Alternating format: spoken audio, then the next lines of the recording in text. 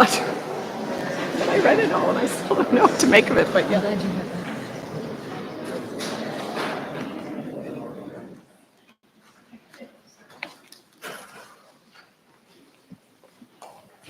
Hi. Hi, everyone. Good evening. Thank you so much for joining us. We're very happy to have you here for this conversation about our exhibition Tabula Rasa, and we're extremely grateful to our panelists for joining us. We have Connie Butler, James Welling, and Sara VanDerBeek. Unfortunately, Aria Dean was unable to join us this evening. She's not feeling well. She sends her regrets to all of you and to the panelists.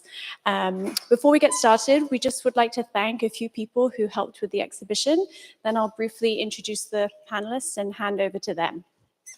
So thank you, of course, to all the artists, estates, and their galleries who helped with lending and consigning works.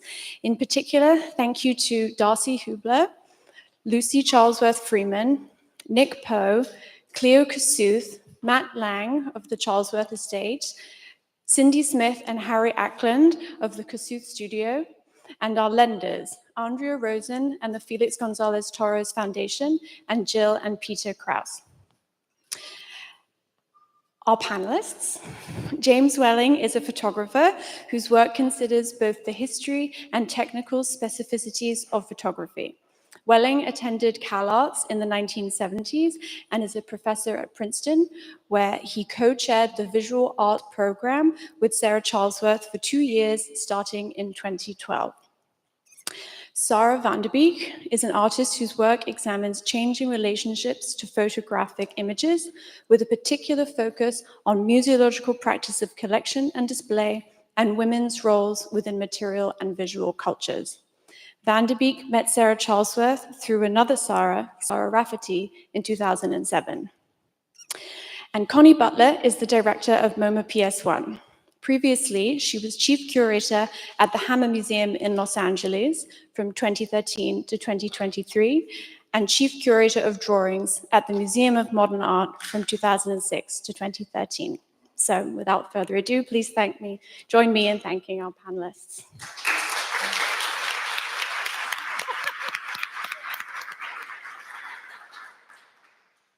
Many thanks, Daisy, and thanks to everybody here at the gallery. I want to thank Steve Henry also, because I think one of the through lines tonight is a kind of Los Angeles, New York story, and Steve and I know each other since Margot Levin Gallery days, and Steve rightly said that this show is also about, in a way, a legacy of exhibitions that happened at that gallery. So I just want to bring Margot Levin into the room a little bit, to thank everybody. And I realized in thinking about that I met Sara actually through Margot Levin, since we're going to talk about collegial relationships and friend relationships and pedagogical ones.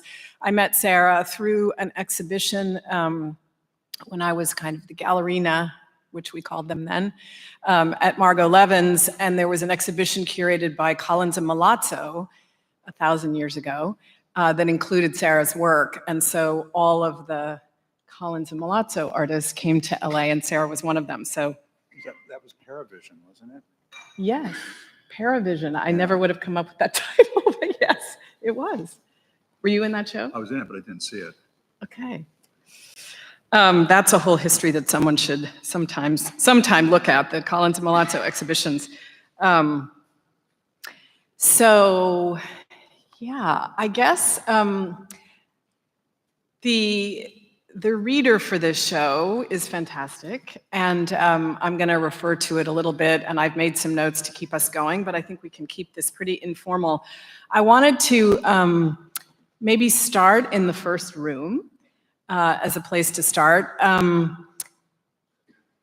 because, and to begin with the Felix Gonzalez Torres work. So when I was looking at the reader and reading Glenn Ligon's very beautiful tribute to Felix Gonzalez Torres after he died, Glenn talks about Felix being kind of the touchstone artist, he says, for his generation, which is my generation. And in many ways, I think Felix is kind of the middle generation in this exhibition, which spans at least 3 generations of artists. And for me, there's so much in his work, which we can talk about more or not, but in that portrait of the Rosenbergs that represents and kind of embodies a lot of the layering, I think, of histories, of different ways of dealing with time, even of portraiture that are within this exhibition. So I thought maybe we could start in that front room and maybe with you, Sara. I was also going to ask Aria this question, but Hubler, so Doug Hubler, in one of the materials also in the reader, I think it's Anne Pointagny, who talks about how Hubler's work kind of opened up conceptual art to the world. And Hubler talked about conceptual art that way too, that it was not far from being reductive, that it was actually a mode of working that opened art up to almost any subject. So, which I think is a beautiful way to think about it. So I guess with that in mind, with this kind of impure conceptual art in mind and impurity brought in by the world, maybe you can just talk about the work that's in that first room, which I know kind of riffs on and comments on Sara's beautiful Tabula Rasa. Thank you. Great question. And I want to make sure is that okay? I want to pause and thank everyone here at the gallery and Nick, who's here, and Lucy, and all those in and around Sara Charlesworth in particular, but many of the artists that are here for this tremendous opportunity and this incredibly inspiring and dynamic exhibition. I have found this to be incredibly generative, to be a part of it, moving, and in some ways very much a reflective and reflexive experience for me. And reflexive is a term I think Sara and I would talk about a lot, very much in sort of response to the terms of appropriation. And Sara has been very present in my work of the last few years. And so my work that is on view there next to her Tabula Rasa work is a sort of reveal of my process. And that is a research-based process, but also a site-responsive process and a very material-driven process. The background image is a silver gelatin print made from a digital capture. And I mention that also because something Sara and I would discuss a lot is this incredible intersection that we're at with the medium. And of course, she passed over 10 years ago. So I wish she could be here to discuss as it is evolving now with the relationship to AI and other forms of mediation. But at that moment, as always, she was incredibly prescient about photography's role within our understanding and ordering of the world. And so I was conducting research at the Victoria and Albert Museum into two very early practitioners working really at the foundations of the medium. Julia Margaret Cameron, who's more well-known, and Isabel Agnes Cowper, who is the first official female museum photographer of the Victoria and Albert Museum as it's being founded, as the medium is actually coming into mass use in the mid-1800s to the late 1800s. And she was known for her capture of textiles, and the way that the museum organized her images were in these things called guard books, which were these large, thick books, like a Victorian scrapbook, in which every image that was captured was pasted into it. These incredibly detailed images made from glass plate, highly technical images.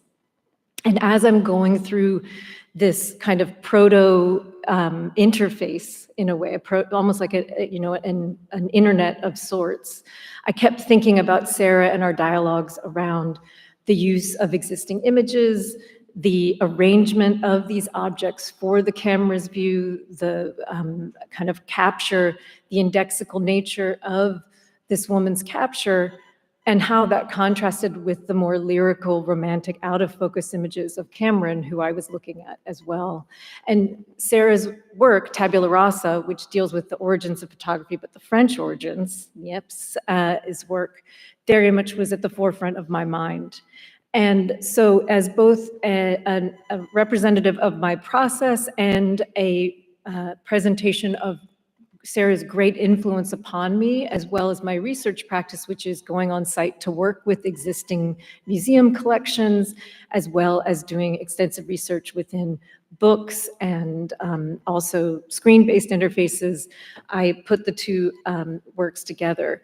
And the book page is representing Sarah's Tabula Rasa from her catalog for her only retrospective she had while living. And please correct me if I'm wrong, but I believe that's it. It's Site Santa Fe. And it's a catalog she gave me when we first met at our interview for North Drive Press, and sort of became instant comrades and friends. And I would often visit Sarah at her Great Jones loft where that piece was hanging.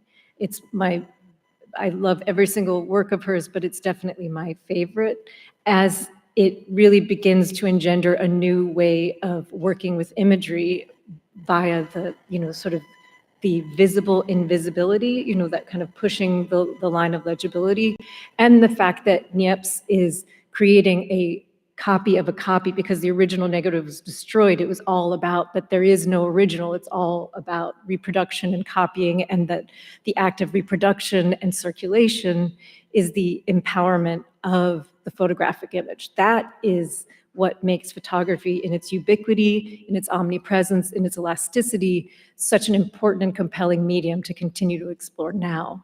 And as I was preparing for this, and then I'll pass the mic, I was very struck by Aria Dean writing about memes and talking about how they existed as copies of copies of copies, and that their strength was in the way that they actually worked around convention and were iterative and reiterative. And I really saw this amazing commonality in their approach to thinking about the circulation and production of imagery, that I also just wanted to point to Steve again and say what a phenomenal pairing to have Aria and Sarah in this room, and how grateful I am to be in that triangulation. Lastly, so to be opposite of Lucy's work. And that's the last point I'll put forward, is that Sarah was an incredibly brilliant, astute, and exacting artist. She was also an incredibly generous friend, mentor, and mother. And I model myself very much off of her ability to navigate that complex milieu of ways of working and existing at a time that was not particularly supportive of that kind of holistic nature. We are only beginning to reach to the ways in which she foresaw an artist could live and work as such. So again, thank you for that great question. Thank you for giving me the time and space to share how meaningful this is for me. Do you want to pick up on anything, Jim, and talk a little bit about? Thank you, and thanks to the gallery for putting together this wonderful show. I recently came back from being in Rome, so this is really the second detailed look at the show, and I'm still taking it in, and it's great to see the show through your eyes and opinions, Sarah. I don't exactly know where to start. I mean, I was writing down and trying to think of the first time I went to Paula Cooper Gallery. Early 70s, I saw a show of Robert Huet, a strange artist who kind of moved upstate, I guess. But mentioning Margot Levin, this reminds me of Margot's space, this structure. I don't know if that's a resonance that, Stephen, that you like pick up on, but it's weird to be having this kind of warp between Los Angeles with Hubler's relationship to going from New York to LA. I'm not jet lagged. I can't use that as an excuse, but I only have anecdotes. I realized as you were setting up the conversation, Connie, that I was last here at the gallery reviewing the Bescher show. So what I don't want to do is be a critic and offer critical opinions. I think I can probably best contribute by telling anecdotes or maybe observations that are sort of around the artwork. Well, So I have a question maybe to get you started, and anecdotes are good too. And I think inevitable, but the work of yours that's just, it's actually the very first work in the show, to the right of the door, the front door, this circa 7500 work, I had never seen before. And so I'm wondering if you can tell us about the origin of that work. I mean, circa 7500 is the Lucy Lepard numbers exhibition. And of course, her first numbers exhibition was at Paula Cooper in 1969, and number 7. But anyway, circa Right. 7500. So for the 50th anniversary of CalArts, I was invited with a number of other artists to work with Gemini and make a print. So I had just spent a lot of time looking at the information catalog, which MoMA had reprinted. It was a 1970 conceptual art catalog. And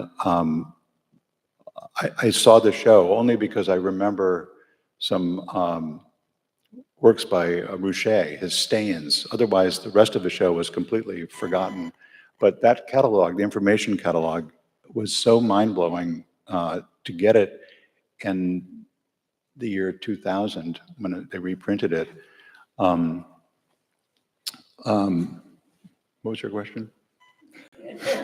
Well, where I thought we were going to go with it is that circa 7500, yeah, right? So Lucy Lepard came to CalArts, and she met a couple of the students, Suzanne Kuffler, Judith Stein, Renee Nahum, who were classmates in Baldessari's post-studio art class.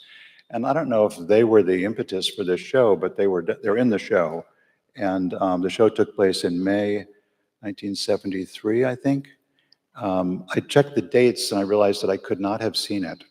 That's what I wondered, yeah. Because but it was, I remember the organization of it, and I remember I have a copy of the catalog from that time. But so when I was asked to produce this print, I thought of that show because I've been researching the information show, and Lucy Lepard was an artist in that show and a writer. And I thought, well, I'm going to sell it for $7,500, this print. And I'm going to reference her show, not directly because I realized I didn't see it. So I took some images that I had taken and some archival material, Baldessari's class description, list of students who graduated, and sort of put it together in my sort of very poor Rauschenberg kind of imitation, which Sid Feldman picked up on right away. He said, this is a Rauschenberg. Right. I mean, in fact, circa 7500 had no male artists in it. So you definitely didn't see it because Baldessari wasn't in it. But it was Lepard's first attempt at arguing for a conceptually based practice by women artists. Yes. And then it came to CalArts as a stop. So I had a whole narrative, and I'm a big one for making up art history, but I had a whole narrative about feminism and its influence on you at CalArts. I was scared of it. And I remember the feminist program. It was only at CalArts for, I think, one semester. And I didn't go to Women House, to my great regret. But Suzanne Lacey was at CalArts, and she was part of the women's program, but she also then pursued a degree in graphic design. So I became friends with Suzanne, and she was able to tutor me on what I'd missed by running away. Right. So I think there's so many different ways we could go with this exhibition, and certainly anecdote is one of them. But since you are both teachers of photography, and I thought that the syllabi in this reader were so interesting of Sarah's, I wonder if you can talk a little bit about your own, and I know that you teach together, right, or have? Sarah? Sarah and I, yes. Yeah, Sorry, yeah. I thought you mentioned. Yeah. Yes. Yeah. But if you can talk about, I'm just very curious actually how you teach photography at this point. I guess I'll take that one first. Yeah, go for it. Well, I'd like to say a number of my students are here, and I am and a number of my cohort at Pratt Institute, where I teach, are also here, and Rutgers, where I taught this past semester. And I am currently in the midst of completing the installation of our first alumni exhibition of our nascent MFA photography program from Pratt at the Manhattan Galleries. It opens on Thursday, so it's very much front of mind. And in the catalog, I turn the question to myself and Sara, who's here, of sort of why an MFA in photography now? And for me, I'm quite vehement about it. And again, I think of photography in an expanded way. You know, I think about it to include moving image, to include all forms of mediation, to include machine learning and artificial intelligence becoming a part of this AR, VR, et cetera. It is what I explained, the medium of our time, and I'm speaking in some ways of my generation, you know, which was brought up very much on the teachings of someone like Sara's work and those of the kind of second half of the 20th century. But then what I also hope is that that continues to evolve and speak of all times. And I think that it is often, at the moment, understudied and undervalued as a very important medium, but also a crucial aspect of the way that we communicate, and should be met with a great deal of observation and insight and study and furthered research. And I thought that was, I'll bring out one quote because, as I mentioned to you, Connie, I was watching a talk by Sara that she did for Haunted at the Guggenheim in 2010. And I think she had this great quote about photography and kind of talking about why it's such an important medium to work in and to study.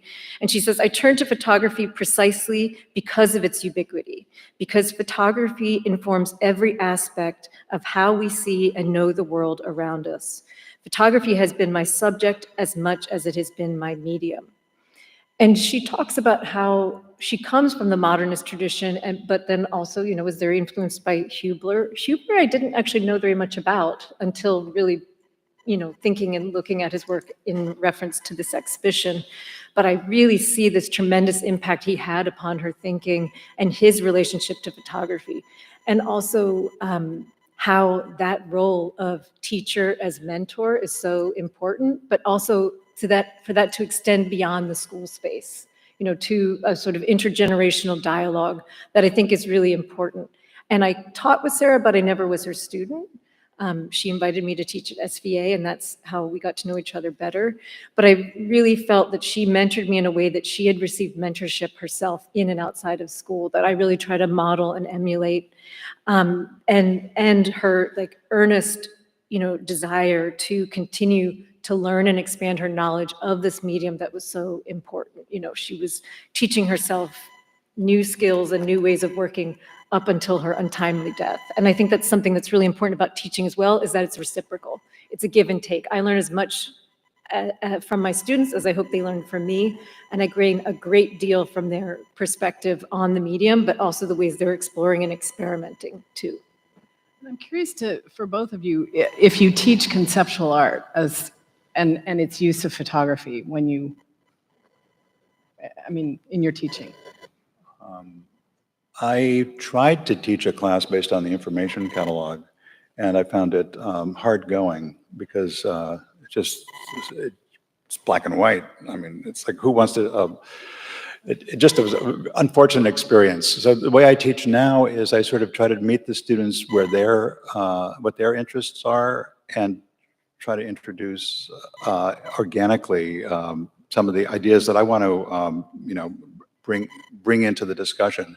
But I never studied photography. I'm completely self-taught, and teaching at UCLA was my first teaching job. So I actually never taught collaboratively with anyone. Sounds like your experience with Sara, having her as your teacher. It's Baldessari's teaching skills. I mean, David, Sally, and I have wondered, how did Baldessari teach? It was mostly critique and joke telling. So my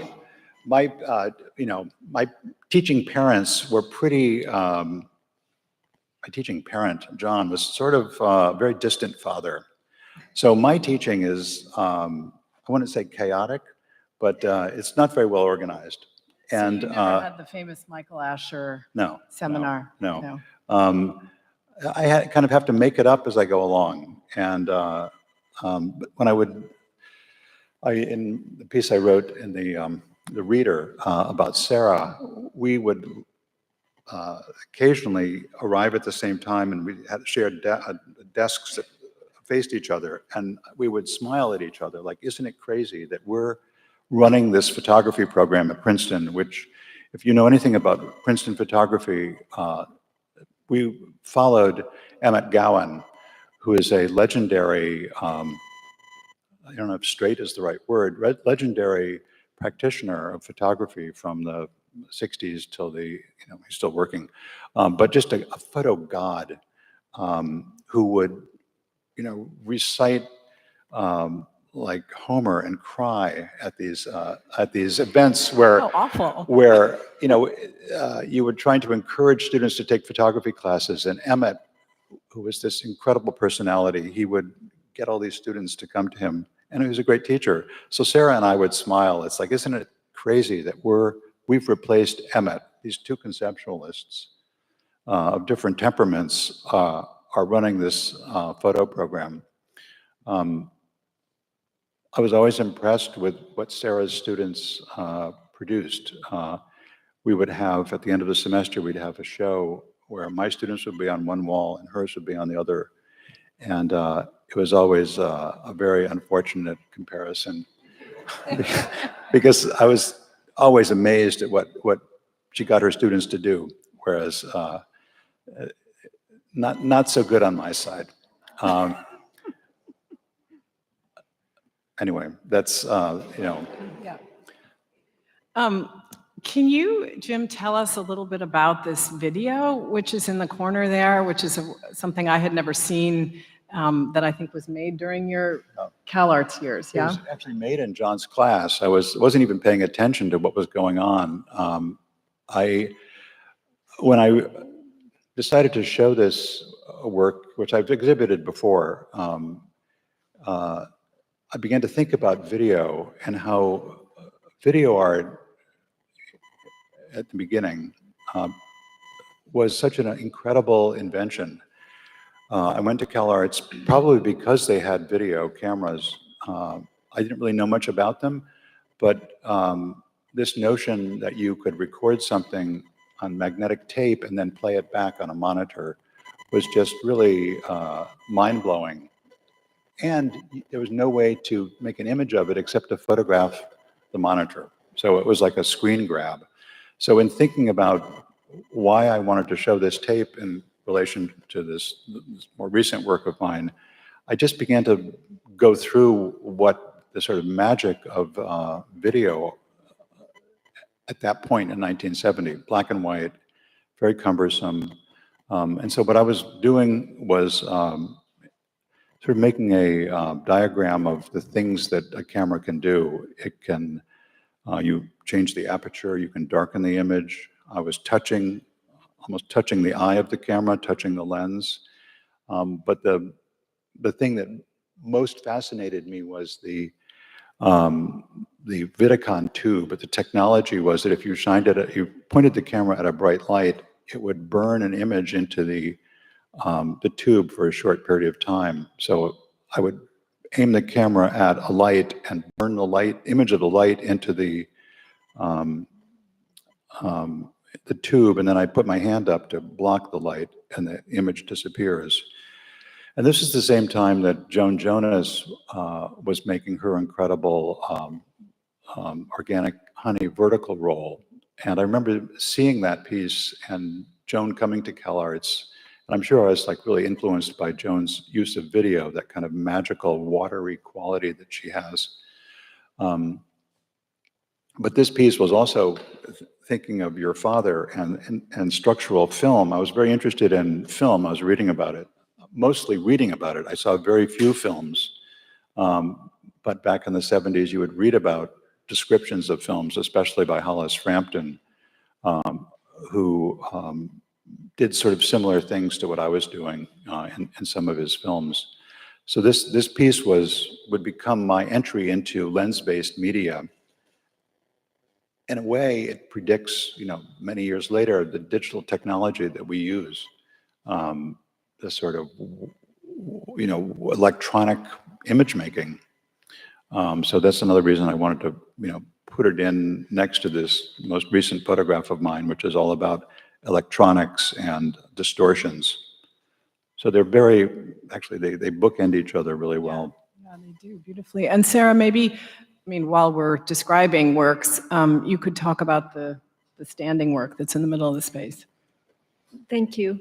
Well, I also want to commend you, Jim, for showing one of the first ever works you made with current, because, most artists, you always want to talk about what you're doing now and what you're doing, in the future. And it's quite remarkable to see. I see a lot of Frampton in there in this beautiful way.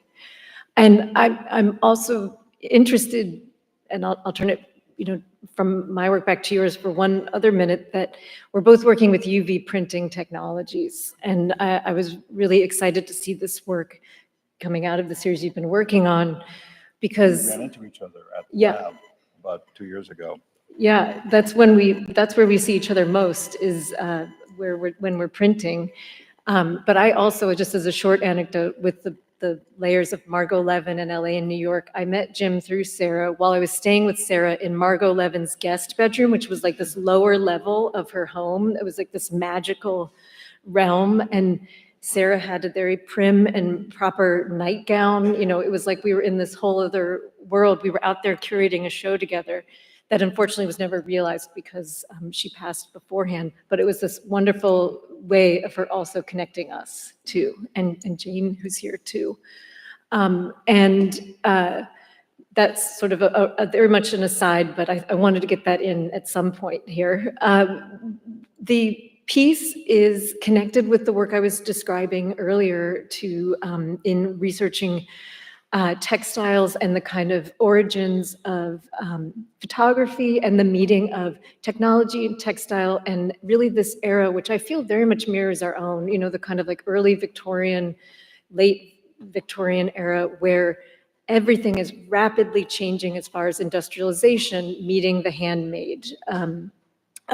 Women's roles changing around their relationship to both domestic work and practice, and working in and with photography as one of the fields that was expanding and opening itself up to women.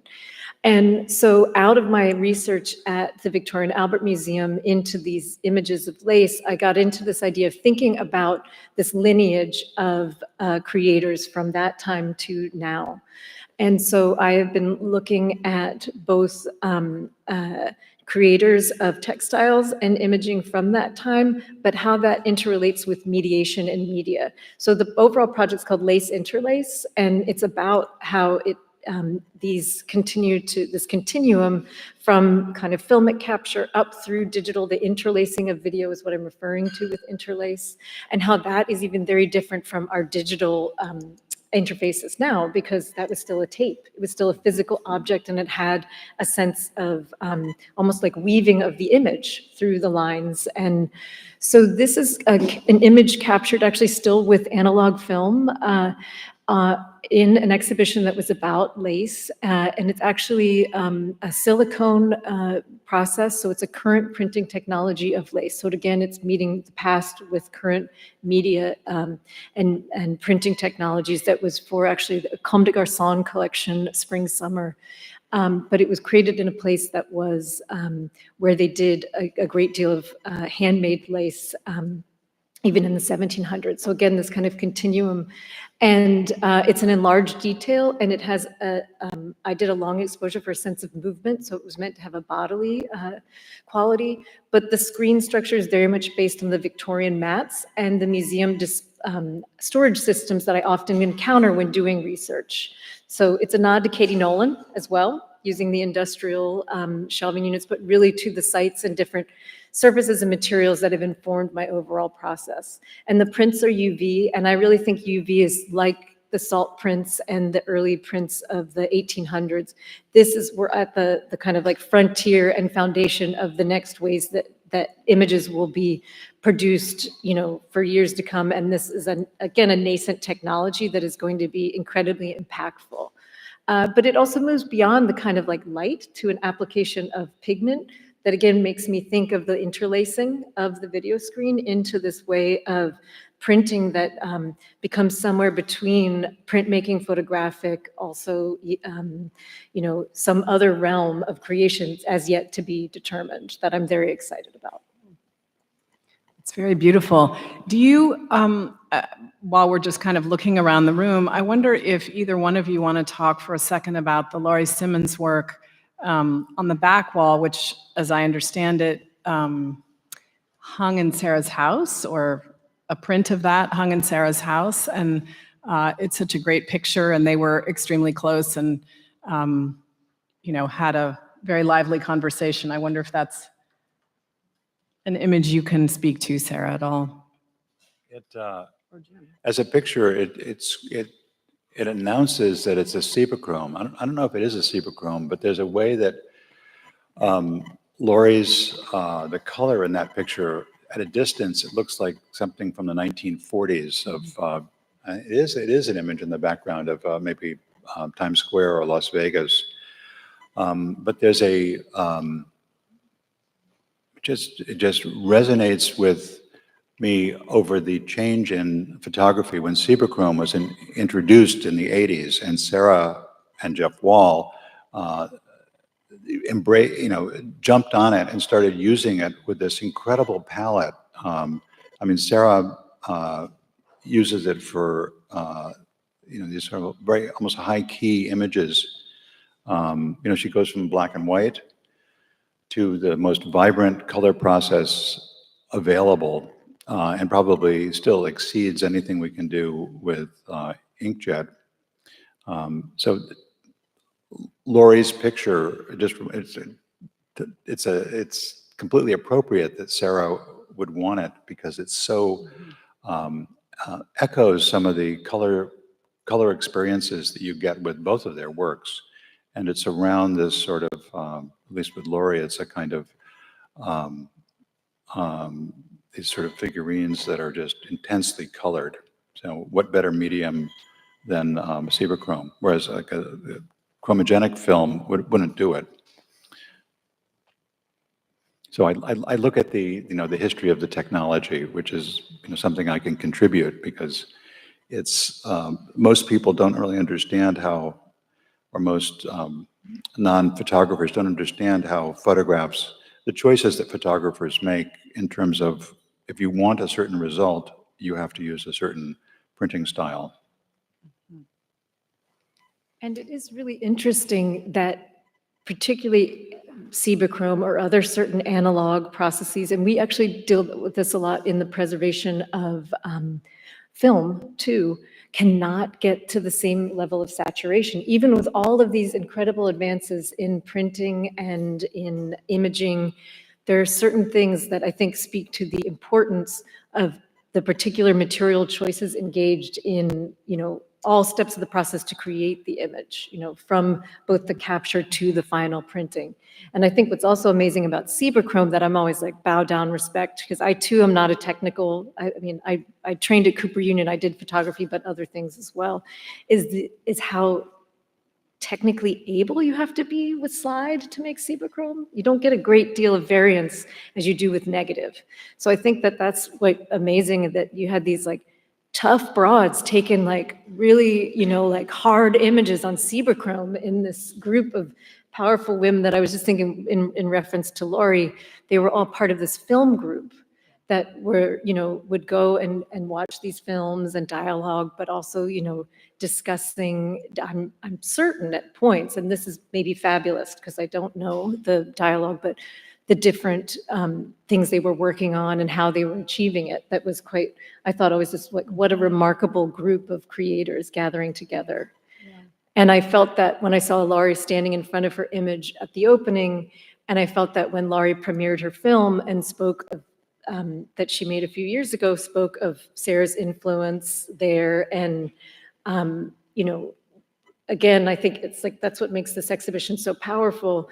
But I was going to say, to bring it into another dialogue, Dina spoke with me afterwards about the mirror, the choice of the mirrored frame, and how much she was thinking about the role of the frame too, that Sara was working with as well as many photographers thinking about, I think of your work, Louise, like others of that, and many represented here, that being a crucial and critical area of investigation and conceptual inquiry as well.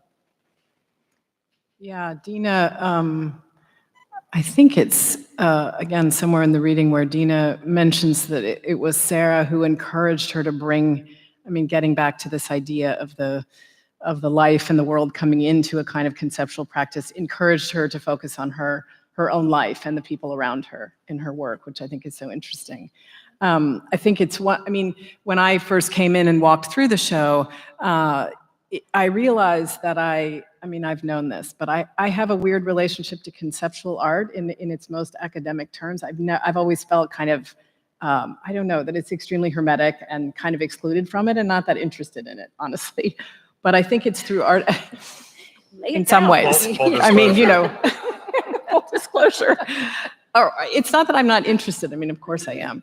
But it's actually through artists like Hubler where you start to see, the humor come into the work, and this idea, the absurdity of this project, documenting every person in the world or whatever that he brings into his work, which I think is part of the reason why Kossuth, as one example, rejected the work at a certain point, right? So it's not really a question, but maybe Jim, for you, if you can talk about some of your peers who are the inheritors of this kind of very academic conceptual art because of CalArts and other things, but like Chris or Prina. I would like to just give a shout out to Hirsch Perlman's piece in the entryway, because he studied with Kossuth, I think, or was friends with Kossuth, and Hirsch, like some of the other artists in the show, was not known as a photographer, but I asked him to teach a photo class at UCLA, so he started working on the basics, which is pinhole camera. And he taught a whole class on pinhole cameras. And I'm not sure this is a pinhole camera picture, but he made a body of work over the course of a year where he photographed this room, and he basically made figures out of FedEx boxes. It's a sort of a strange kind of move away from the kind of dryness of conceptual art, because these were almost like cartoon figures he was creating. But this piece, this roof photograph that he made, he told me that he would go up on the roof and do the readings for his class under a flashlight on the roof, and he would photograph himself with a long exposure, like a 30-minute exposure, as he was doing readings. And I'm sorry that conceptual art isn't. But no, but it was overstated. But in a way, I understand that, because in a way, when you see all of the work in this show, all of the kind of different approaches that people take, it's not like going into a painting show where everything is a traditional painting show where everything is kind of more or less stable. Here, there are all kinds of the conceptual project. Goes into different places. But I was just thinking of Hubler and the Everything Alive. Now, maybe someone can correct me. Didn't he sue Saturday Night Live for doing something like that? There was a, Steve, do you know about this story? Saturday Night Live would do they would show a picture of a person on the street, like a photograph of someone walking, and there would be a legend underneath it that said, at least one person who doesn't know they're being photographed, something like that. Oh, yes. This was in the early 80s, maybe, late 70s, and it was, I don't think Doug ever pursued it because it was also flattery. But then in a strange kind of overlap, Sara worked for Saturday Night Live. So maybe she even was up to it. I know, that's really true. So maybe that's the reason that there was no lawsuit. But this, I always, I became fascinated by Hubler's work, the earlier work, the pieces over there from the late 60s. And I remember meeting Doug before he went to California in '73 in Boston. And I was just amazed at what a normal guy he seemed. Someone's described him as like a football coach. But then he moves into photographing everyone on the planet, which just seemed like an incredible reach. And then the more strange pieces, people who look like figures in paintings. Anyway, but Hubler's earlier work was really very important engine to get me to think about photographs. But it did seem, as he was a football coach, was he also incredibly funny? Because his humor is so great. And when I saw that humor, I saw that thread through Sara and others. And then I was reading, in this book about Hubler, Mike Kelly writing about how he was also, in a way, ostracized for his age in the conceptual, field, which I thought was really interesting. But they both, I think it's the Michigan nature, because he was from Michigan too. I think that's the football coach. But the thing I was going to say about Hubler, which I learned from this, which I found fascinating, was he did these map pieces, and he recalled later how they were influenced by his work in as an assistant to Air Force in World War II. And I just thought this is also this interesting paradigm of, there were many of these artists, my father was one of them, that served in World War II and then got engaged with art afterwards, but that actually their whole relationship to the military industrial complex of imaging and technology was greatly influential to the way they thought about making media and conceptual work. And just his transparency about that in talking about his work, I thought was really powerful and really intriguing. And also thinking, here's someone born in the 20s, but working in the 60s and 70s with all this great swath of knowledge and that kind of gimlet eye of seeing both the great ability of technology to unite and also the incredible destructive ability of it, but also how to navigate that is through a kind of Chaplin-esque or Buster Keaton-esque humor. I mean, but maybe he's more fatty. I'm not sure, because the jokes and the comic strips are maybe not so much Chaplin, but there is a humor there that I think is really important to emphasize, and that it also humanizes the conceptual. It's an entry for me, because I hear you. And you mentioned Ed Ruscha. I mean, I think there's a really interesting yet unwritten history of what the West Coast contributed to conceptual art, and one of the things is the humor, for sure.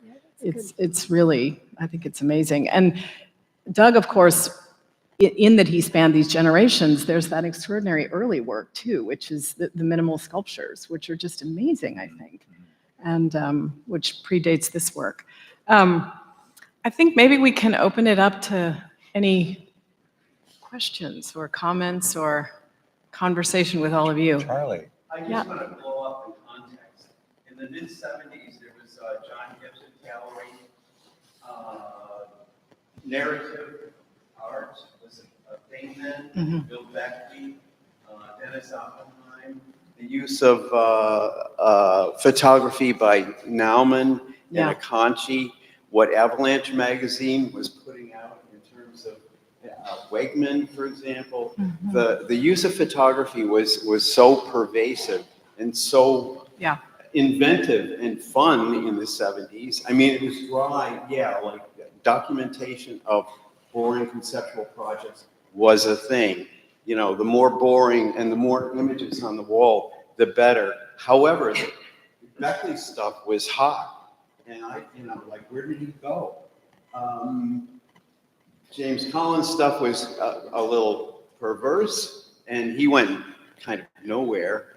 But the use of photography is broader than we're seeing here. I mean, of course. Not to criticize the curator, but just any thoughts about that, panel? Oh, I think that's still a history that needs to be written. How photography, enters contemporary art in the '60s, and I think the conceptualists, for sure, they weren't the only people who introduced photography. And I was thinking about this, maybe a few months ago, that how would I, describe how the photograph, how do we get to this state? But I don't have any, I can't synthesize it right now. But I think it's a very interesting question. There's also Buffalo media studies where VanDerBeek came to speak and teach. Scranton was there. We had access to Michael Snow. The Snow's photography is as big a deal as his movies Yes. and his sculpture and so on. That all bear on this concept. When I saw you sitting Yeah. there, I thought, Buffalo, we've got to get Buffalo into this. And it's Yeah, true, Buffalo is exactly. and Rochester were very important. Yeah. Yeah. Yeah. Robert Cumming, this Yeah. type of photography was, and Les Grim's, for those who know about. But, Douglas and Kasuth and Sara don't come from that. I think you could say that they're not part of that tradition. And I've only recently become aware of the tradition you're describing, the sort of upstate New York tradition, which is a powerful, a lot of Xerox art from the Visual Studies Workshop. But I think Hubler and Kasuth and Charlesworth were proud of we're having no connection to that. And that's just the way, it goes. And, these sort of battle lines are drawn or whatever, but, it's in retrospect, it's interesting to see these different strains. And I think it's important to, reference them. They may not be that, I personally am very interested in those strains, but, not everyone in this show, many of the artists would not look to that. And institutions that had either these resident experimental creators, as faculty, or often many visiting artists coming through. Because thinking of the California, New York, there was a lot of places. There's definitely upstate, but there's also even Illinois was really important, and they all still are. And I think that's the other thing that I think about when speaking of the significance of photography and imaging, and again, image production, reproduction, and circulation, is that it is, I think, the medium that will continue to permeate these boundaries and conventions, and we need to push for that more and more, and for a more and more inclusive and expansive narrative that you're speaking to, of kind of blowing up the context, that I hope we're all working collectively towards. And I think we're beginning to see, as I was saying, PS1's program is fantastic at the moment. We're beginning to see this both in the commercial gallery level, but also within institutional spaces. And that includes even within the pedagogical spaces. And I'm speaking as someone who kind of navigates all of them, both myself as an artist and also as a legacy worker who works with an archive that bridges some of that. So I think you're right to point it out, and let's share contact info afterwards so we can continue to build and grow this narrative.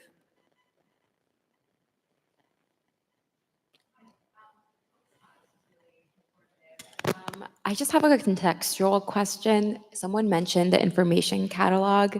I think James and Sara, you both did. Can you explain what that is? I don't think I've heard of it, and it sounds interesting. The information catalog, can you explain? Oh. Yeah. In 1970, Kinniston McShine curated a show of like 70 conceptual artists, and it opened either a few weeks before or a few weeks after Kent State, and there was a art strike, and there are all kinds of intense political dimension to what was going on in the show and around the show. And I think it's $10. You can buy the reprint at MoMA bookstore, but it's printed on newsprint, and it's just an extraordinary document. It's as if not much has changed in the last 50 years. But there's just a lot of really exciting and interesting and controversial work in the show.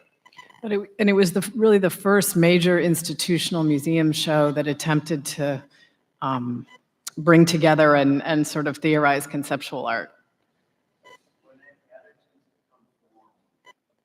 in Europe. Yeah, in Europe, right. Right. in this country, I guess. Yeah. Jorge?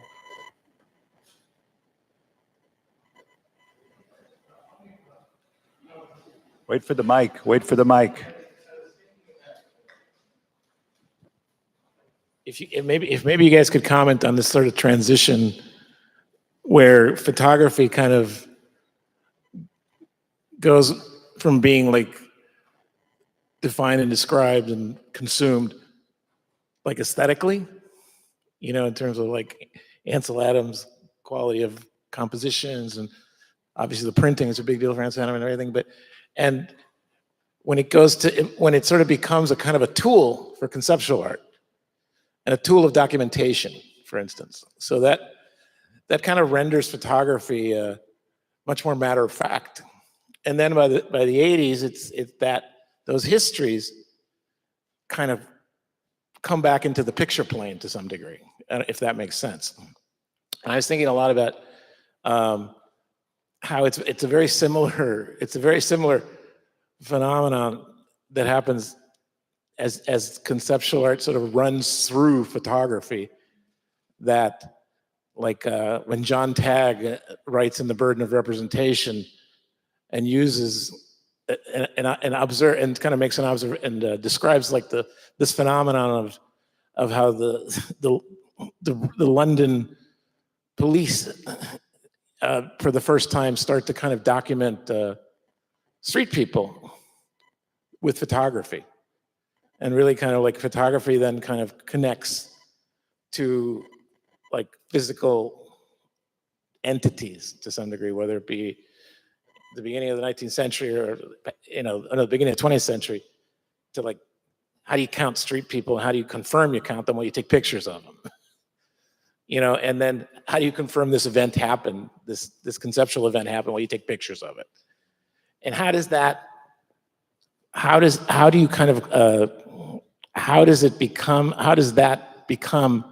enter the realm of the formally pictorial? I don't know if that made any sense or not. Sarah, you want to take that? This is where I would actually have said to Sarah Charlesworth, why don't you handle that one, Sarah? And in fact, I did at MoMA. We drove in from Princeton to one of those photography forums that Roxana, our coach, was leading. It was on abstract photography, and we were late, and we made people turned around, they saw us come in, we sat down, and then Roxana said to me, Jim, would you like to answer that question? And I said, no, I think Sarah would be better at it. What do you think about that? Photography runs through conceptual art. Well, I like the term runs through rather than sort of as, you know, a kind of separation, like that I think is important, that similar to what I was talking about, like when can we start to actually break down these conventions of definition and begin to really see that everything is sort of running through each other. And so I don't feel like I'm totally equipped to answer the question because I feel like I very much try not to see a separation, and or that photography is something outside of conceptual that's being brought in, but rather continuing to, if anything, I think photography is more continuous and the conceptual art is the thing that kind of comes in from the side and is adjacent, abuts, goes through, and then, you know, perhaps has this one iteration and continues to evolve, but photography is continually adapting, evolving, changing on at this moment, like sort of on a minute by minute basis. So I'm much more versed in trying to grasp and understand, trouble and question what that means within the evolving and continually elastic nature of this medium. I was just thinking that the detritus of conceptual art is photography.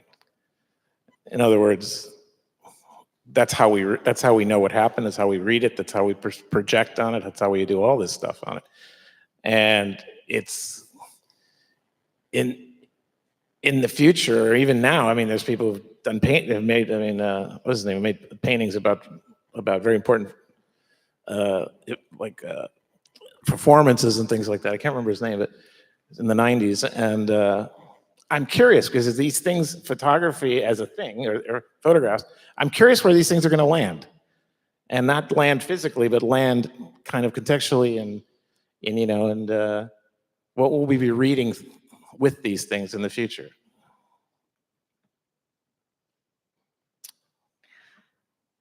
Connie, why don't you handle that? I mean, what you're saying makes me think of what is maybe my own subjective history of these moments of shift or rupture or something, and wanting to introduce, to your point, into the conversation people like Jeff Wall and Roy Arden, who in the, I guess, 80s are writing about this question, right, of the documentary photograph, or Alan Sekula, of course, who writes about it really amazingly, and his relationship to the photographic document and documentary photography. Or, I think of even the so-called Yale School in the early 90s, and a whole interesting group of photographers using a kind of constructed methodology that come out of that. Or even thinking about circa I'm going all over the place, but thinking about circa 7500 and what, in a way, women artists introduced into conceptual art, often through photography, which was a kind of, I mean, this is not documentary, but a subjectivity and a personal content through photography. And then again, even with your generation, Sara, that there's another moment in around 2010, I think, where artists like Michelle Abelies, for example, or Liz Duchesne, both of whom are in the show, Sara, and others are also using the constructed image in ways that Sara's talked about, but also a kind of personal or more subjective version of historical subject matter, for example. But that includes, I think, a kind of documentary sensibility sometimes. I think it does. And I Yeah. think it complicates it and makes it, Yeah. in a way, far more dynamic. And I think that's where we're also going too. And I remember Sara did a really interesting essay about truth in relationship to fog of war, and just thinking about too, how with more and more of this introduction of computational assistant to images, like what is even the document anymore and what is the active record, and how it, rather than kind of continually questioning that surveillant aspect of it, we know that's there and we should continue to question that, but also how we can continue to see actually the wonder and in the possibility and the positive impacts that this continual shifting and troubling of the line between that which is actual, that is which constructed, the directorial influence, the documentary, how they're merging and meshing and getting really messy and slippery and confusing, and how that confusion could actually be quite exciting. In let's say in art, maybe not in news and information, but in art, and also being aware of how art and things that are created in art are in turn influencing these fabulous creations, so that I hope art allows and encourages the general public to observe more carefully and be more conscious of the way media works, but also how they could perhaps provide feedback and engage and continue to push media and mediation to a place that is more inclusive, but also more self-reflective and revealing of the constructs of, like what Sara does in her modern history series, of how we are learning and gathering this information through these networks. Two questions up here. Maybe here first, and then, yeah. Oh, there's a mic. Oh, thank you. I mean, something I was thinking about in relationship to the way that photography circulates is that, it's so not just like thinking in the image, but outside, like photos are completely, are context driven in a way that maybe it's like maybe that's specific to photography in a way, and that if you have a caption in a newspaper, and it's sort of like, and that sort of is the frame for that. I mean, there's the Page and the great Sarah Charlesworth works on, I forgot the name of those series, but they're incredible. But this idea of that context can be built around the photograph, and so if you have the same image in, a magazine functions in a totally other register on a gallery wall, it could be the same image, but it becomes part of one economy in one context, and it's part of a whole other economy in another context. And I think that that's something that's very interesting to think about. And I think you were saying, Sarah, the flexibility of photography, and that in that way, it's like, it's totally flexible. I mean, it's like, as an object, it's kind of nothing. I mean, it's just like a little piece of paper. And the context can kind of infinitely be complicated around it. And that's, for me, in my own practice as an artist, becomes kind of the very, I don't know, like a very productive space to work in, just thinking about this exhibition. I think that's a really good point. Thank you. Maybe one last question here, or two?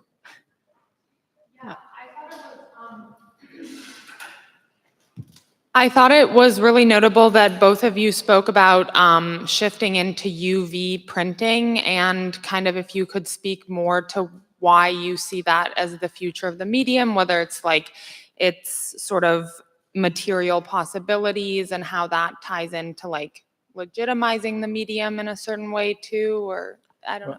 Well, I can, the UV process, as I understand it, is basically an inkjet process that a UV adhesive has been mixed in with the paint. And so the printer prints, and a ultraviolet light lamp follows the print head and dries the paint immediately. To me, that's the innovation of UV printing. However, as I understand it, well, one of the corollaries of that is that you cannot print a decent black and white picture using the color palette of the, you have to do a lot of, work, and it's still, anyway, but black and white is very difficult with UV printing. So by default, it's a color process, and you can now print on shiny surfaces.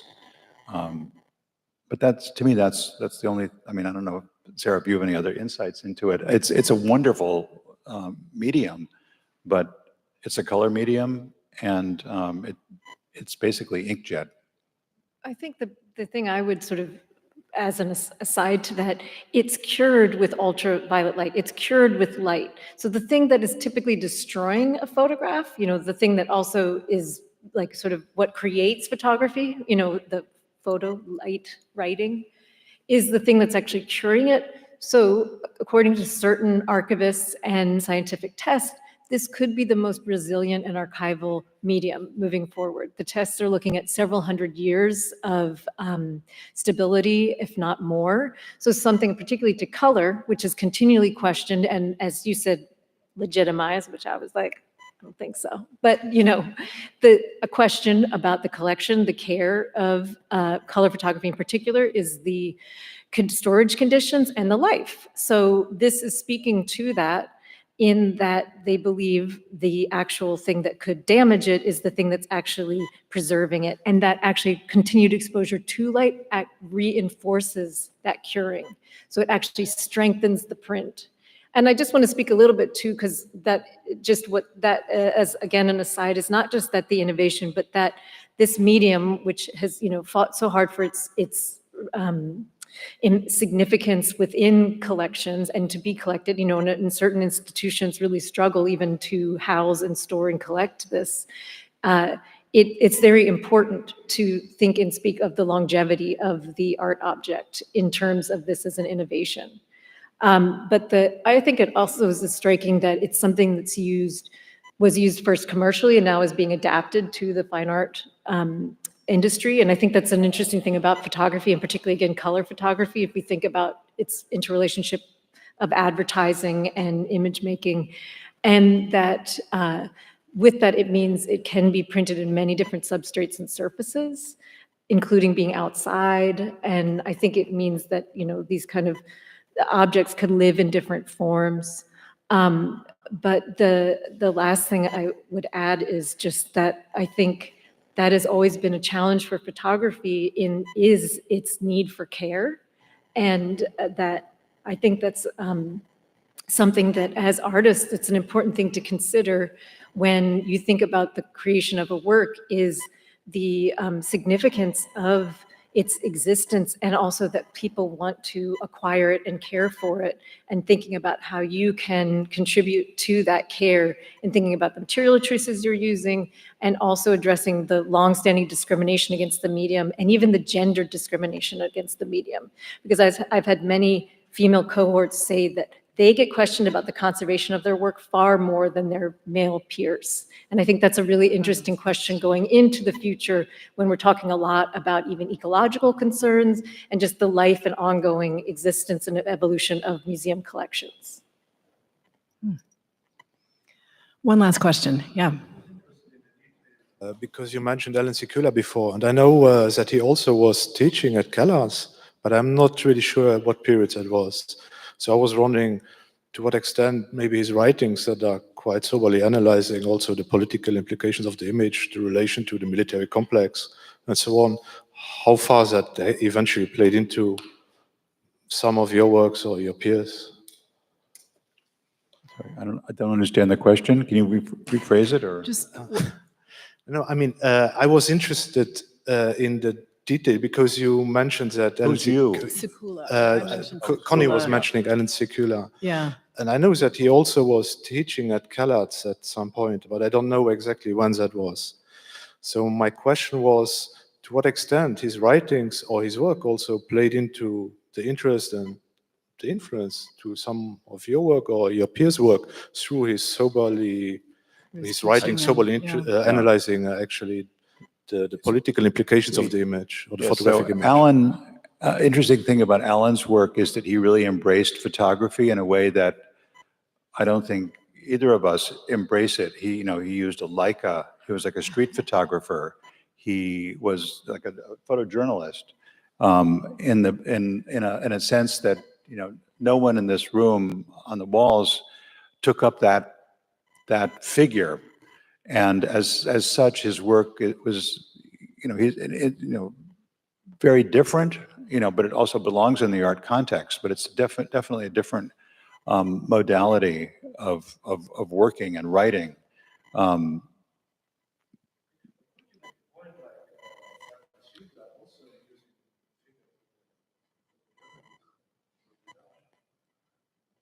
Well, yes, but he's using it, in a more distanced. There's the famous work where he hitchhikes in Europe, and he at one point he has some surrogates do the hitchhiking and take pictures for him. And Alan had to be there. The photojournalist has to be there. Whereas Hubler was okay with giving someone the camera and having them, so it's just a different relationship. But it also sort of diagrams the important differences in photography. Going back to Jorge's question about, it's not all the same. There are lots of these different, ways of thinking about the photographic object, and some are vastly different. And so Sekula would be in a totally different universe. There's some adjacency, but it's you can barely talk about it in the same sort of breath. So it's good to bring up photojournalism, Thank you. Thank you very much, everyone.